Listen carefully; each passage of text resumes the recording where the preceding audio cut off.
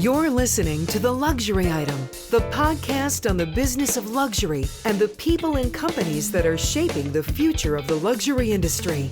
Here's your host, Scott Kerr.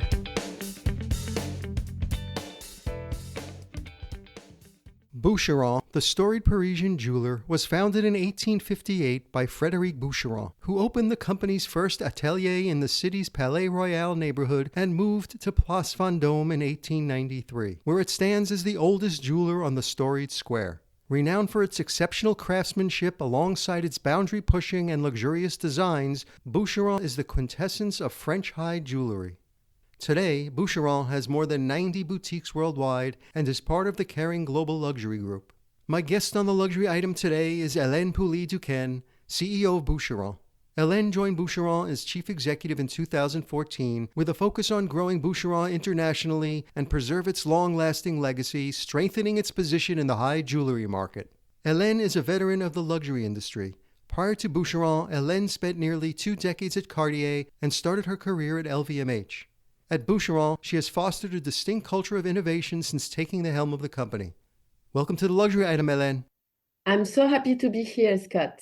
So glad you can join me. So I want to go back in time a little bit. Frédéric Boucheron, who founded the company in the mid-19th century, was considered a trailblazer of his time, creating jewelry designs that went against the norm. The jewelry that came out of his workshops was always considered creative and daring.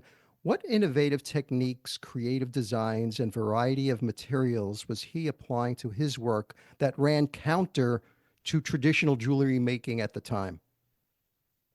You have to know, Scott, that I think that really innovation is part of the DNA of the brand because, as you were explaining, Frédéric Boucheron used to be himself very daring, very innovative.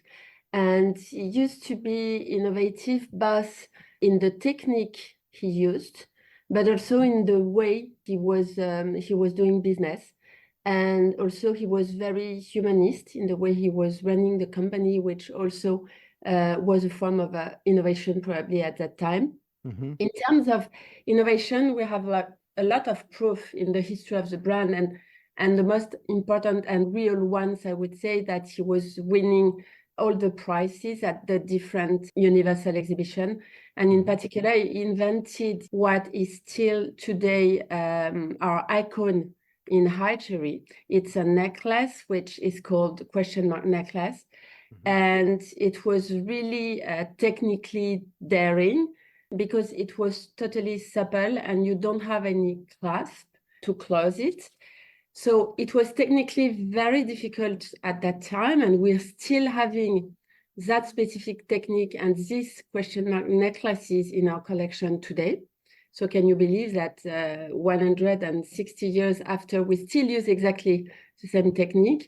And the beauty of it is also that it was really, I would say, accompanying the evolution of the society. And at that time, when you were a woman and you wanted to put high jewelry on, you needed to have a lady's maid to put your jewelry on. And because that necklace doesn't have any clasp, in fact, it frees women because you can just put it on very, very easily. So, in fact, the way he was innovative is both, as I was explaining, on the technical part, on the creative part, but also on the human part, and which for me is very different from being purely innovative in a product side or in the technical side. I have another example, which is that he was the first to decide to open a boutique, a high jewelry boutique on Place Vendôme. All right. And at that time, so he left Palais Royal because he founded the company in Palais Royal, and all the jewelry brands were in Palais Royal. And some brands began to come Rue de la Paix, but nobody dared to go to Place Vendôme. And he was the first to set up a boutique in Hôtel de Nocé in 1893. So at that time also, it was very daring, very innovative. And you know that now Place Vendôme has become the center of high jewelry and luxury, I would say, in France. So I would say that his innovation side was in many different aspects. Another one I can explain also about Boucheron is that he was daring in the way he was using some specific material, and it's something we're still doing today.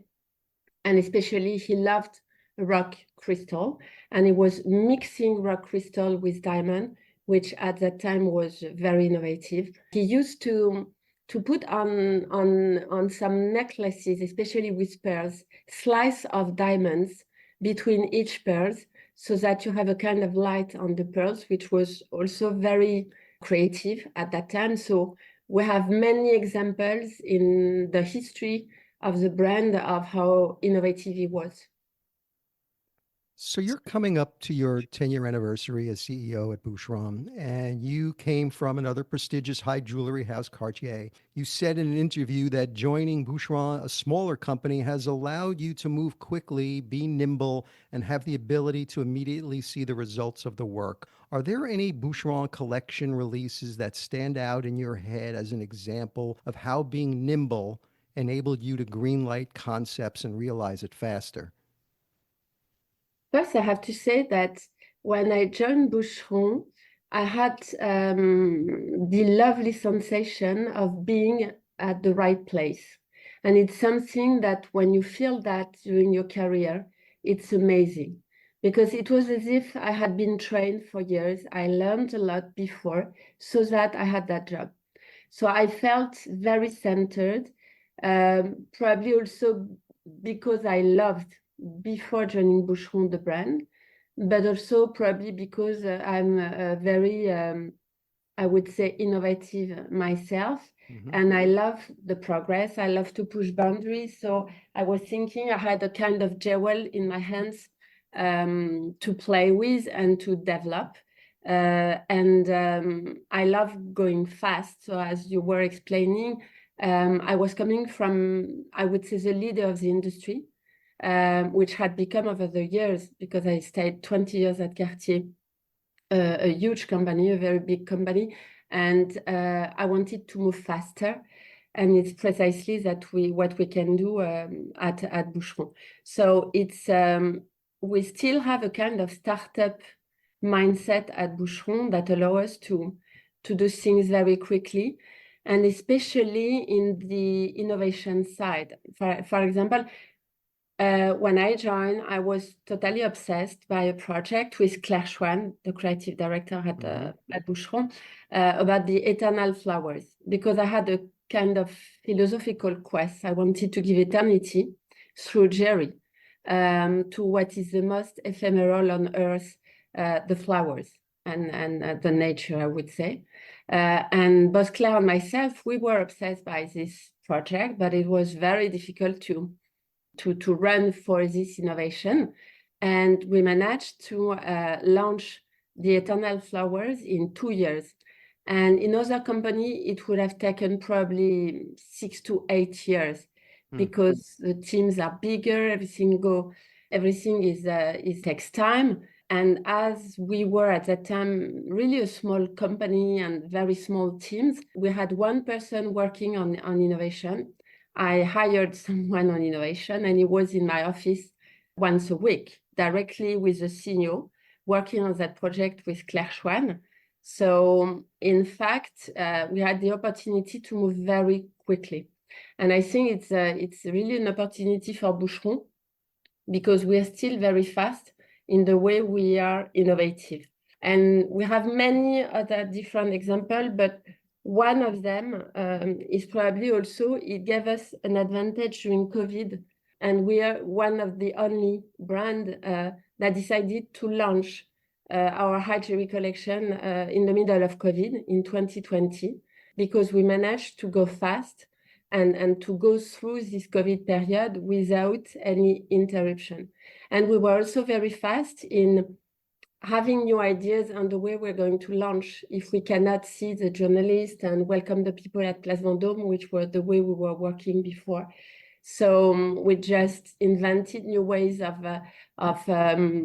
launching that high jewelry collection. We managed to have the pieces ready on time in July 2020, which was incredible at that time.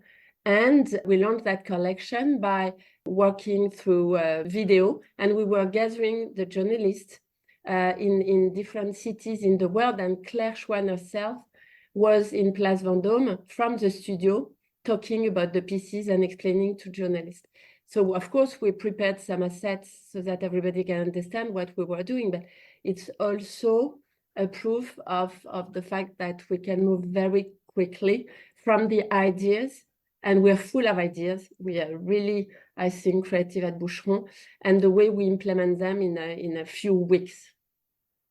You were talking about Boucheron's creative director, Claire Choisne, who has been with the company since 2011 and has been synonymous with creating high jewelry that is audacious, full of surprises, and breathtakingly beautiful. She creates these out-of-the-box collections that defy expectations of what high jewelry should look like and how it should be worn, combining these exceptional old-world craftsmanship with cutting-edge technology and design.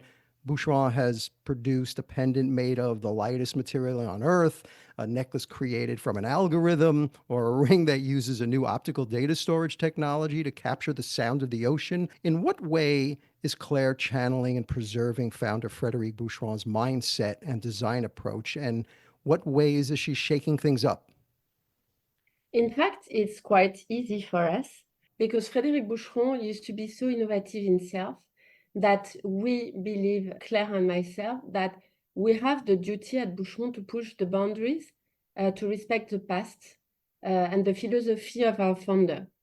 And as Claire and myself, we're obsessed by innovation, by progress, by having this industry, which is a little bit traditional, move forward. And as we have the, I would say, the okay from our founder and the duty to still move forward, is quite easy because each time we innovate, we invent new things, we truly believe that it is part of our mission. And we discussed a lot with Claire when I joined Boucheron about that. What is our mission and what would be, I would say, what we will be proud about in 50 years when people will talk about the time when Claire Choisne was at Boucheron. And I think that the mark she wants to let on Boucheron is not about herself. It's done with a lot of humility. It's really about preserving the philosophy of our founder, which is really about innovation. And in the way we're working together, both Claire and I, it's quite easy because we see each other a lot. We discuss about pretty much everything. It's very smooth between us. Probably because I would have loved to be an artist and I'm a businesswoman. And she's probably the most structured artistic director I've ever met in my life. So we both have the two brains. And that's the reason why we click very well. And I protect her in the way she's innovating and she's creating. And I think for someone which is in the creative part, it's super important to be protected by your CEO, meaning that you're taking risk. And at some point, she's afraid. A few days before launching her any new high jewelry collection, she's terrified, which is totally normal. And it's the time where I talk to her and I say, you know, Claire, it's going to be fine. What we're doing is right. We're at the right place. We're doing the right things. And I take the risk with you. And if anything happens, I will back you up. And it's something I think in the way we work very strong. And sometimes I'm even pushing her. So basically, when we launch a collection, we discuss about the theme. And then when it comes to the designs, I allow her to work on any innovation, but not on the purpose of innovating. At Boucheron, it's not innovation for the sake of innovation. It's innovation to serve the aesthetic and the dream of Claire. So it's about emotion. And as soon as we respect the dream, what she wants to do, then I said to her, you can use whatever you want. We want to challenge the precious. And we believe that what is precious is what gives emotion. So, of course, diamonds are precious. Of course, gold is precious. But if you want to use aerogel, if you want to use magnesium, if you want to use wood in your collection, and it gives a kind of emotion, it's about your dream, then it becomes precious. Right. And that the reason why she jumped, for example, on aerogel, which is a material which had been designed by NASA, but she came on that material just because she wanted to encapsulate in a necklace a piece of sky. We were in the middle of COVID, we were launching Contemplation collection, and she wanted to have a piece of sky. And then she found that material, which is the lightest on Earth. It's 99.8% of air, the rest being silicium. And it really looks like a piece of sky. So we said we ran for it. It's super technological, but in fact, it's only for the purpose of the dream she had at the beginning. Reason why I allow her to use pretty much any material.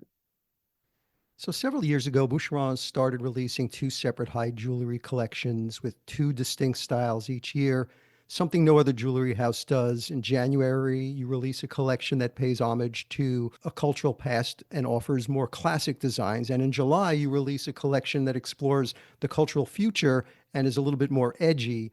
Could you talk a little bit about what inspired you to do an annual 2 collection strategy and why you feel it's the right recipe for marketing the Boucheron brand? It's a fun question that I love because it gave me headache. You cannot believe how you cannot believe how much we had discussions internally. In fact, when I joined, we had only 1 collection per year, and it was launched in July during Couture Week. And the point is that I was pushing Claire to innovate and to express her creativity and her dreams. And I had the salespeople, the commercial team saying to me, it's too creative, it's difficult to sell, blah, blah, blah, blah. So we had that fight for years. And I was getting very upset by the fact that there was a kind of fight between, I would say, branding people, which I belong to. Right. Communication people. We want to tell a story. And I really pushed for differentiating our positioning on the market because we were like a newcomer, even if we have 150 years of existence. So the point was to have a very selective, differentiating positioning that I wanted to show to the world, which is really part of our DNA. But at the same time, of course, we have to sell. So I'm a lot listening to what commercial people and sales people are telling me about what the client wants. And as I have a full experience in Hydri, I knew that it does exist 2 different types of clientele. You have the clients which are more classical and more in the investment side type of buying. So they want big stones. They know that the price of the stone is increasing. So when you have a big stone, you have a sellable value of the product. You can put it in the safe and it's a kind of treasure. And you have some clients which are more buying like contemporary art. They're more creative and they're more willing to understand what we're doing at Boucheron in terms of innovation. So at some point, I remember that I came back a Monday morning after a weekend of headache, and I gathered all the team. I had done a kind of Excel file, very simple, and I explained to them, okay, in January, we're going to have a collection, and I will ask Claire to put a fresh eye on our archives, and we're going to tell the nice story about the stylistic patrimony of the brand. Would it be Art Deco? Would it be stories about great clients like the Maharaja of Patiala or the royalties? So it's about the past, and she puts a fresh eye on that collection. That will be the collection where we have high value pieces with big stone, etc., for the more classical clients. And in July, we will have a collection which is more about telling the story of the dreams of Claire, more about contemporary art, and a more creative and innovative collection. And then I said to the commercial director that he has to sell 100% of the pieces of January. And I said to the communication director, you have no KPI in January. If we have no article, I don't care. But I said that for the July one, We have to maximize the press articles that we get on that collection, on that positioning. And I said to the commercial director, if you don't sell any piece, I don't care. At that time, it was super daring. But then suddenly, I remember 2 years after, it was in 22, the commercial director came to me and said, we sold all the pieces in few weeks of the July collection, which is supposed to be the more innovative. And we had plenty of press release on press on the January collection, because the story we were talking about was super interesting also, and the pieces were beautiful. And then I realized that both worlds were happy, because the commercial director and the salespeople understood they could sell the July collection, and the communication people understood the value of telling also the history of the brand through that more patrimony collection of January. So that's the reason why we decided to do that. And I think that probably today we're the only brand on the market to have two collections. It's very heavy internally, because we have to work fast on two different collections every year, but it's very fun. And I think it's a good recipe. This past one, this mid-year Carte Blanche high jewelry collection, is dedicated to water, or more specifically, the waters of Iceland. Why did Claire choose water as an inspiration for this collection, and how is it interpreted in the designs of the pieces? What I love is that each time Claire is launching a collection in July, she's really inspired by a travel, by a personal feeling, or by even more philosophical position, sociological, I would even say. And she wanted to talk about water for two reasons. The first one is it's about her childhood, because she was raised near the ocean in France. So it's for her, it's a lot of memories. But she wanted also to tell a story about the water is precious on Earth, and we have to preserve it. So it was both of them. And to talk about the water, we discussed, and she decided to go to Iceland because it's a wild water. It's not a blue lagoon in the Bahamas, or I don't know. It's very different. It's a wild water, very strong water. It's a dark water. It's even a black water, I would say. And she said to me, I'm going to go to Iceland. Would you come with me? And I said, okay, I'm going to join you. So it was super emotional, because we did that we traveled together. And I joined her for, I think, 4 days. She stayed about 8 days. The night I came, I was obsessed by seeing an aurora boreal. Yeah, Aurora Borealis. Exactly. Yeah. I was obsessed by that, because it was a dream of mine since I'm a kid. And everybody was telling me it was by the end of March. Everybody was telling me you cannot see them anymore in March. Right. It ends in February. And in fact, I joined Iceland, I joined Claire. And just the night after, I was in my bed, and I heard knocking on my door. I opened, it was Claire. She had a coat on, and she was, because it was freezing, and she told me, Aurora Boreal. We went out in the night. I just jumped in and we had together an Aurora Boreal. So it was a kind of very nice memory. So I think that it was really interesting, because when she goes to a place, she sees in the nature the different objects and the different jewels that she can design. And we were in front of a cascade, and I was seeing exactly the same objects as she was seeing. Meaning that we were in front of a cascade, and we were talking about the brooch in the air that could fall on the hair of a young woman. It was really, really nice. Are you finding the Carte Blanche collections have a stronger appeal to younger customers? Yes, and especially because I think of the storytelling, and also because we have some clients which are really interested in the creative part of high jewelry, and they are mainly in Asia, and clients are younger in high jewelry in Asia. You have now some clients that can be in their 20s.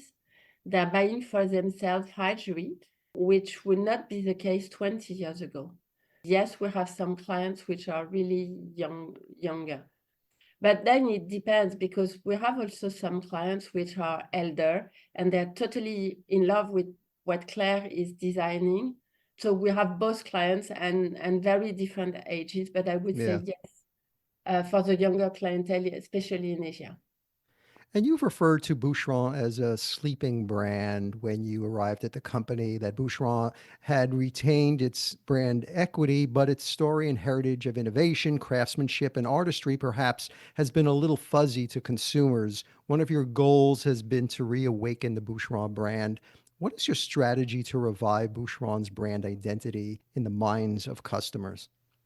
As I was explaining to you, I was obsessed when I joined by understanding the points of differentiation of Boucheron that we could rely on, because I didn't want to do a little Van Cleef or a little Cartier, or, I mean, running after the big names that have their histories, their specificity, and are doing great, for me was useless.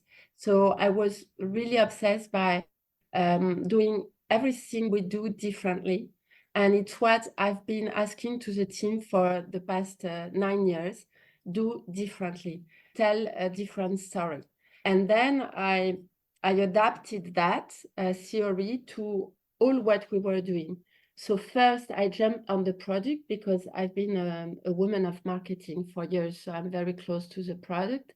And of course, with Claire, we had the same vision, so it was super easy to go to run for innovation and something super emotional. Then we worked on the brand platform with the communication director to really tell a unique story, which is very different from the other ones. And our positioning, I think, today is very clear, because when I joined, because we had no investment in terms of communication, at some point, our image was super blurry.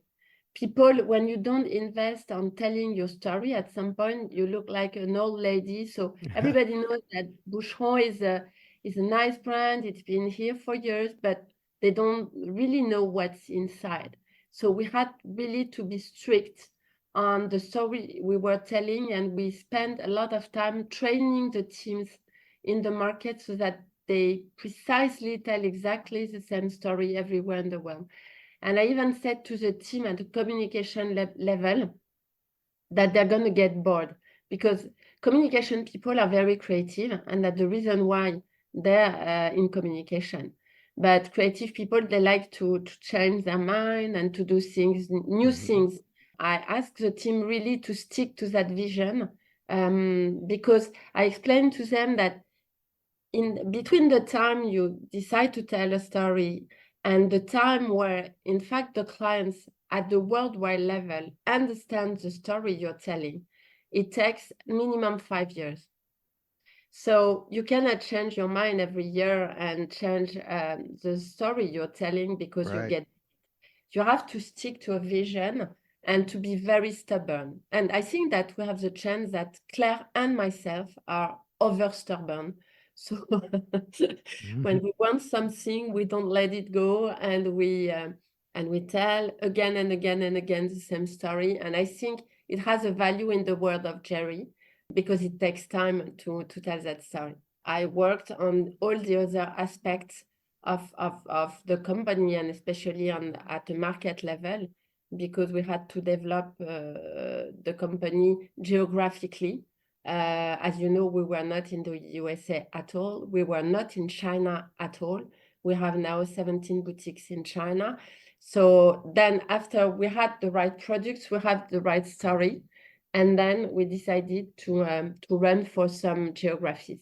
The recent Q3 earnings for Kering, your CEO pointed out that the jewelry brands, which includes Boucheron, has maintained their excellent momentum with double-digit growth. The jewelry market overall has provided a rare bright spot in the last couple of years, even as most luxury investments showed signs of weakening. Why is jewelry more resilient in challenging times? Is it the investment aspect of it, or is it something more emotional? For me, it's both. First, it's a super resilient category because you have the investment. So you know that if you buy clothes or if you buy, it may lose some value, and it's a product that at some point you can throw away. You never throw away a jewel. You give it to your daughter and she will give it to her daughter. So there's in the mind of anybody, even very creative people buying jewelry, they know that it is for eternity. So I think that psychologically, during tough time, it remains an investment. It remains an investment value, and that's the reason why it's very resilient. But it's also very emotional because you may stop going shopping on a Saturday afternoon because you have, I would say, economic problems, but you will not stop getting married or having babies. Right. Or so the emotional part of the jewelry world is linked to very specific moments in time that will never stop, even during the worst economic period. You still have babies, etc. So I think that this is the second effect of the reason why jewelry category is very resilient during tough times. You were talking a little bit before about expanding, global expansion. And after years of focused growth in Asia, Boucheron has been turning its attention to the highly competitive and mature American jewelry market. In September, Boucheron opened its first standalone boutique in the United States here in New York City on Madison Avenue. And just recently in Las Vegas, you already had existing U.S. points of sale in department stores like Saks and Neiman Marcus and Bergdorf. But the Madison Avenue and Las Vegas stores are the next chapter in Boucheron's growth. What trends were you seeing in the American market that you felt the time was right for a new home in the U.S.? Going in the US, for us, a dream since the beginning of the relaunch of Boucheron. And we knew we had to go for it because it's the second biggest market in jewelry in the world. So, I mean, you cannot be an international high jewelry brand without being in the US. The point is that when I joined, I had to make some tough decision, and I created a 5-year plan that I went to Kering Group, because we belong to Kering, to validate, because it implied a lot of investments. I said to François-Henri Pinault that I was proposing 2 tough choices, the first being in terms of geography. And I said to him, we go for Asia first, because we can be quite fast, and then we will invest in the US, because we know that in the US, it will take 10 years. It's for the long run, and we'll have quicker return on investment in Asia. But if we do all of them at the same time, we may all be messy, because then you split your investment at some point, and you split also the energy of the teams. We were at that time a very small company, and going east and west at the same time would have been a nightmare. And he validated the fact that we go specifically in China first. And then when we're ready, we go to the US. That's the reason why we're coming to the US, I would say, only now. But for us, it's exactly the right timing, because in the meantime, we didn't do nothing, as you were explaining. We have POS with Bergdorf, Neiman Marcus, Saks, and we were paving the way for Boucheron entering in the US in pure retail, because we were also working with some VIP clients. We were doing red carpet in the US. So we were really paving the way, and we had some very precise intuition that there was a link between the US and us, and one of them being that in high jewelry portfolio of Boucheron, this is the second nationality. So we knew that we had VIP clients buying Boucheron already, even if we don't have a retail presence, direct retail presence in the USA.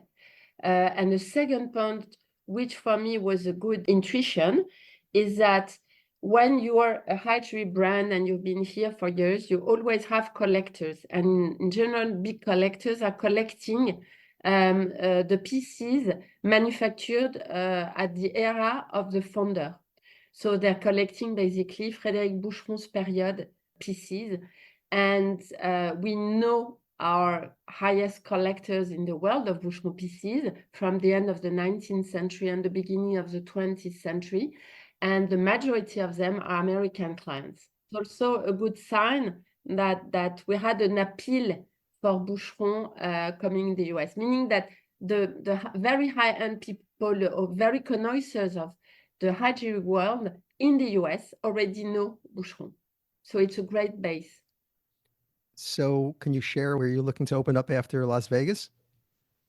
Yes, next year we're going to go to Los Angeles, already in the process of manufacturing the boutique. And I even had a meeting yesterday on finalizing all the aesthetic elements of the boutique. So the work is going to begin in a few months. Then we're going to go in Miami, and then we'll see. We're in the process of probably opening 1 to 2 boutiques a year in the next year, depending on opportunities. Because so we selected cities, but then we'll see. We don't know yet what will be the next chapter. But for the time being, so we have 4 different boutiques that we signed already. How do you see the American market's appetite for high jewelry differing from other regions like Europe, Asia, and the Middle East? Are there differences in demands and expectations about where and why they acquire Boucheron pieces?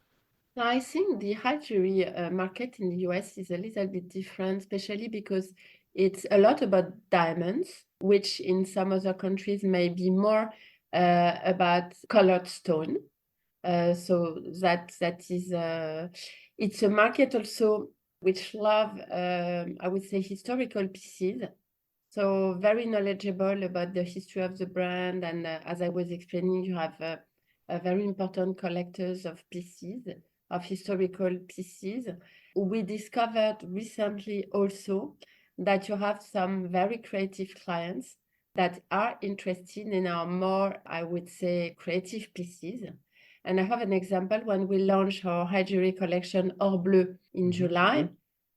One of the most innovative pieces is a pair of shoulder brooch, very surprising, very light in terms of metal. So it's more about UFO in the industry of high jewelry. It's a never seen before object in high jewelry.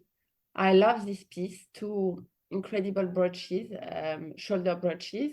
It's an American client that bought it at first sight. We were super happy. By chance, the client was in Place Vendôme when Claire and myself were in the same room at the same time. So, and she was like looking at the piece for the first time. She was very impressed. So we had a nice talk with her. It was really nice. And we were super happy to discover that the most incredible piece of that collection, the most innovative, surprising piece, like really a contemporary art piece, was bought by an American client. And she told us that she had museum. She was like organizing a museum of high jewelry pieces. And she wanted this piece to be in her museum.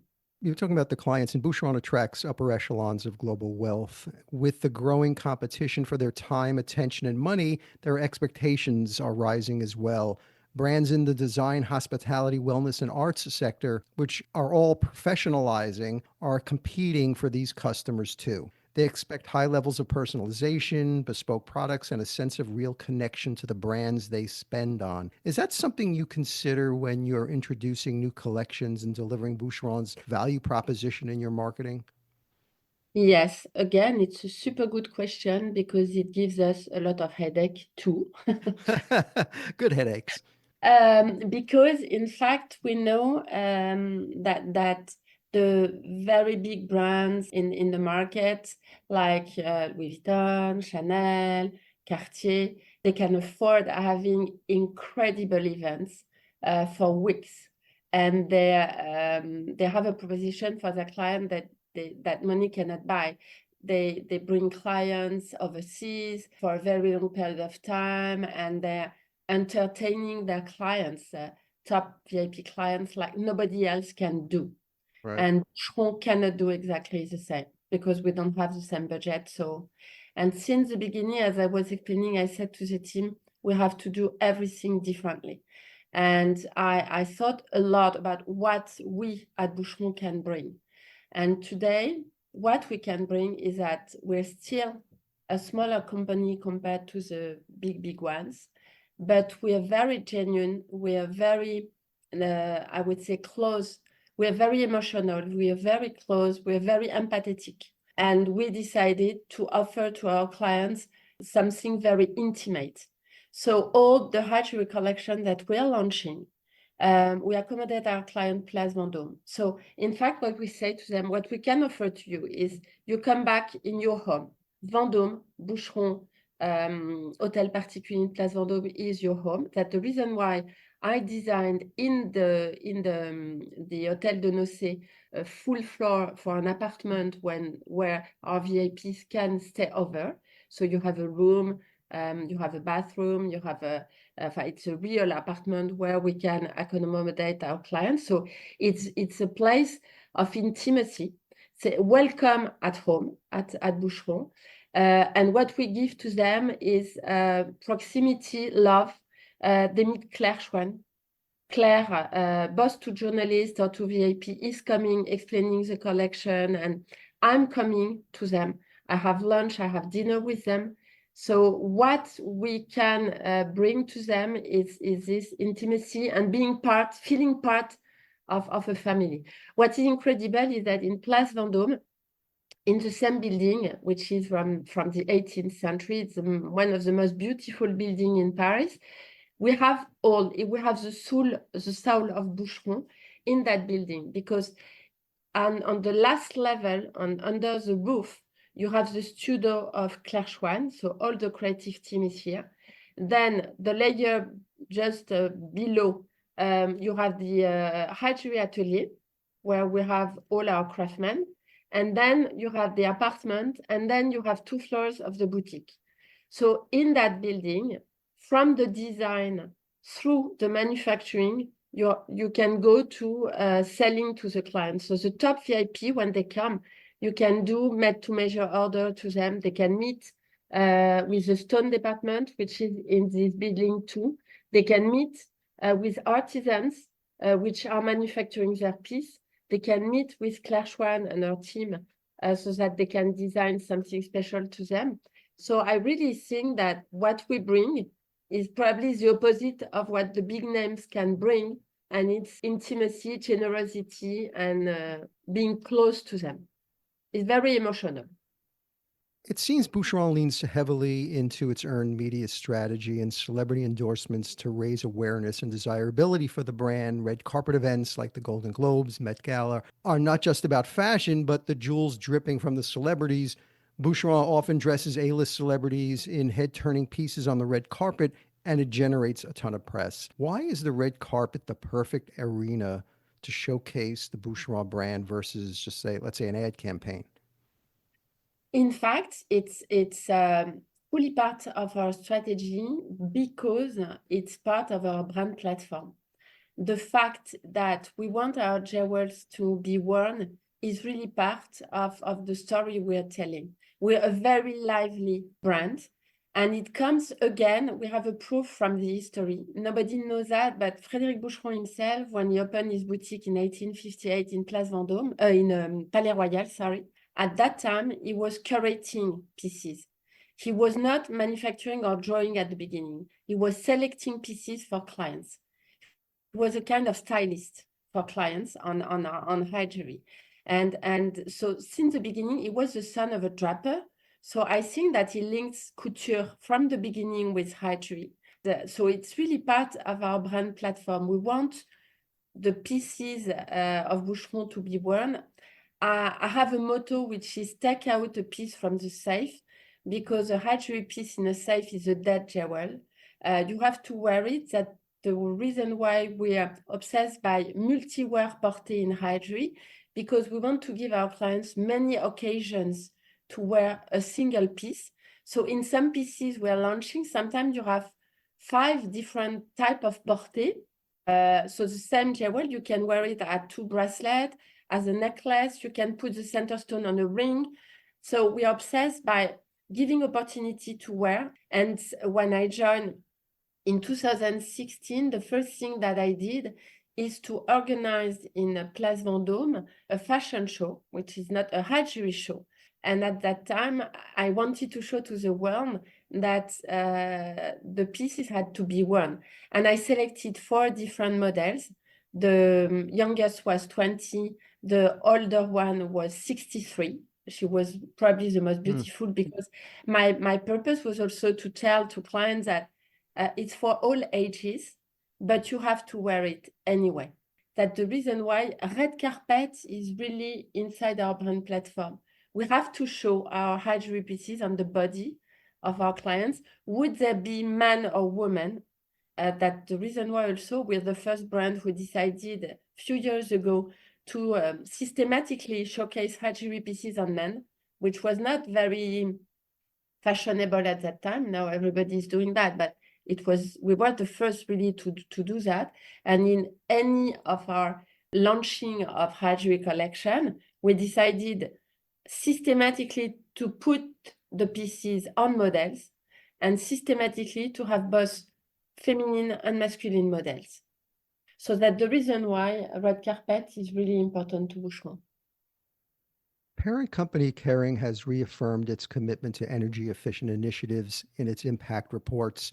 Francois-Henri Pinault said luxury and sustainability are one and the same. And you've said that sustainability is a core value for Boucheron. Could you share some of the ways Boucheron is pushing the boundaries for creating a sustainable future?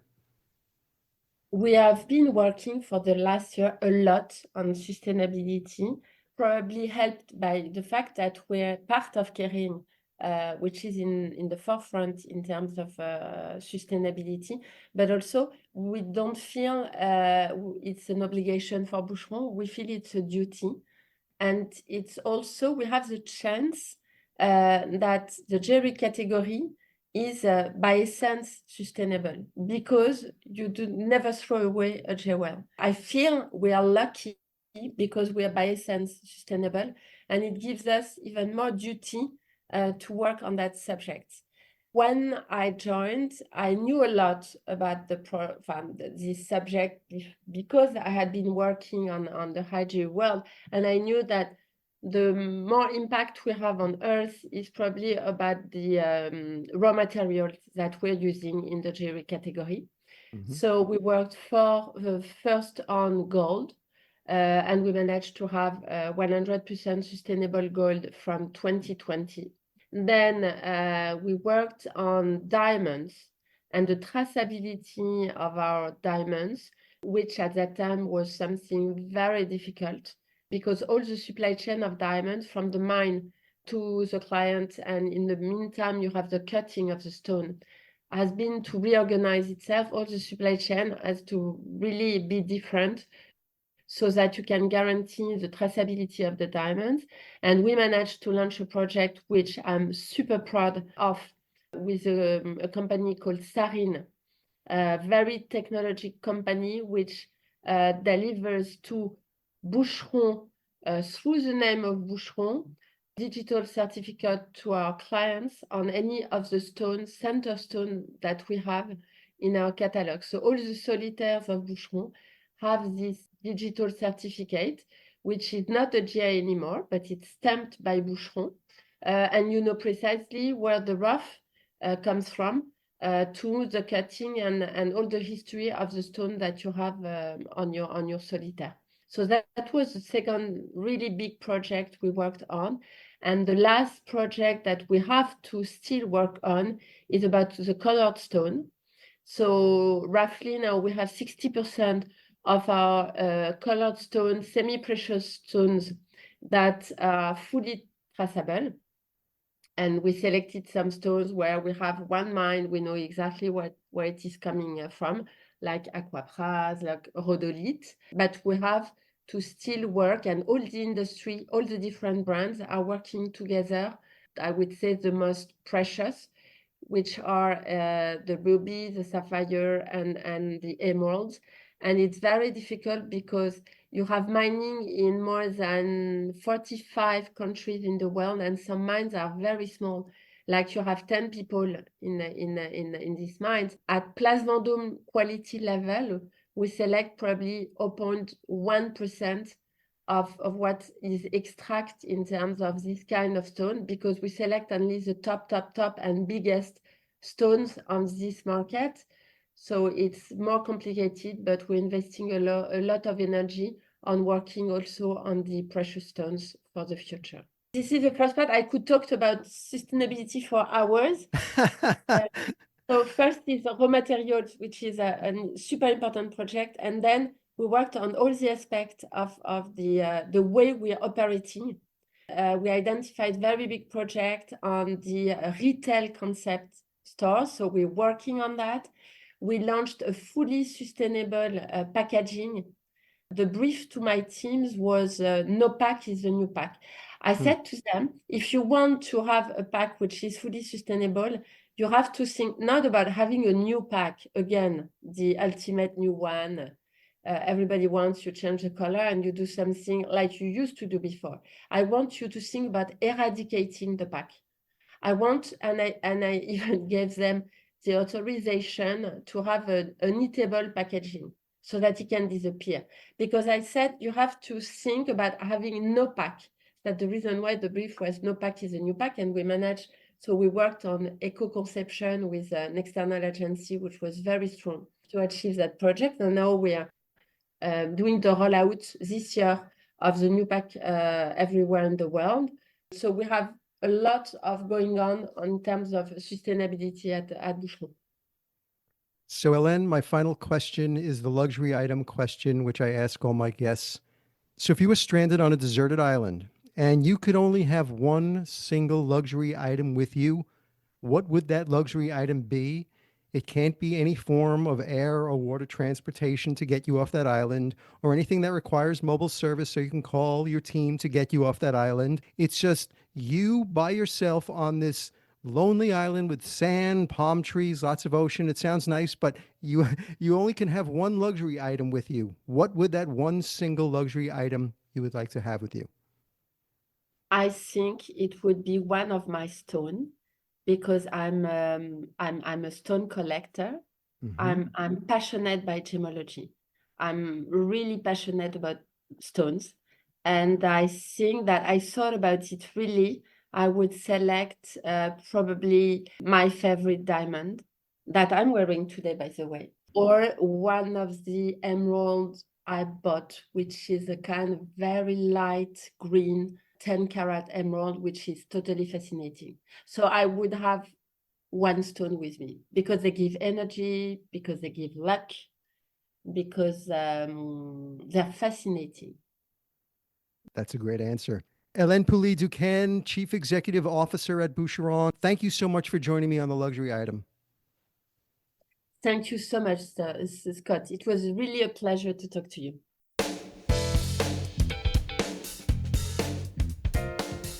That's it for this episode of the Luxury Item Podcast. Thank you so much for listening. If you found this useful and entertaining, I would be really grateful if you can share it with a friend or colleague. I would love it if you subscribe so you never miss an episode. And while you're there, be sure to rate and review us on Apple Podcasts. It really helps other listeners find us. The Luxury Item Podcast is a production of Silvertone Consulting. I'm your host, Scott Kerr. Until next time.